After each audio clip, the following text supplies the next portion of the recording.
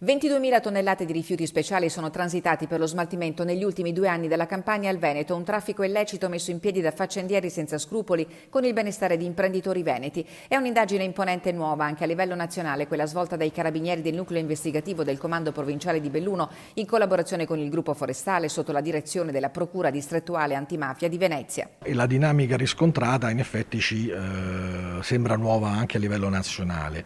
Abbiamo un passaggio di rifiuti dal sud verso il nord, probabilmente dovuto alla forte attenzione che c'è stata nelle regioni del meridione verso questo fenomeno. 12 le ordinanze di custodia cautelare eseguite dalle prime ore di stamani, delle quali una nel Bellunese, una nel Padovano, 3 nel Vicentino e una nel Trevigiano. Tutti a vario titolo sono ritenuti responsabili di associazione per delinquere finalizzata al traffico illecito di rifiuti e false fatturazioni. Altre 10 persone sono indagate perché responsabili di condotte analoghe ma ritenute meno gravi. Abbiamo messo alla luce un network dello smaltimento dei rifiuti con personaggi ben definiti, soprattutto nel mondo imprenditoriale e manageriale di questo settore e di settori affini come può essere quello della lavorazione delle plastiche. Plastic Connection, così è stata chiamata l'operazione, nasce a fine maggio 2019 dopo l'ennesima indagine sullo smaltimento dei rifiuti in discariche abusive che coinvolse la SAP di Fonzaso. Ci siamo accorti che presso alcune aziende del Veneto venivano accumulate una quantità di rifiuti abnorme rispetto alle deleghe che avevano per poter depositare questi rifiuti. Abbiamo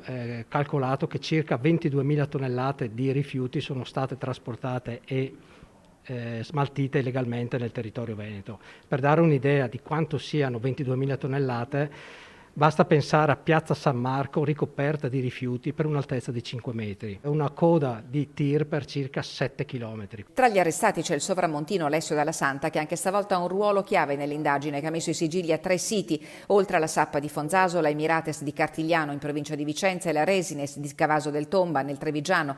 Nel mirino dell'arma anche siti produttivi a Tezze, Piazzola, sul Brenta e Rosà, fra Vicenza e Padova. Sequestrati conti correnti, quote societarie e 1,5 milioni di patrimonio per la successiva confisca. I rifiuti speciali venivano inseriti nel ciclo produttivo delle aziende, successivamente accantonato in siti di stoccaggio o smaltito irregolarmente alla Veritas di Malcontenta con l'obiettivo di trarre vantaggi illeciti. Sicuramente l'uscita da quella che è la filiera della tracciabilità prevista e disciplinata dalla norma è sempre un fattore preoccupante, perché anche rifiuti non particolarmente contaminanti, potenzialmente contaminanti, possono creare problemi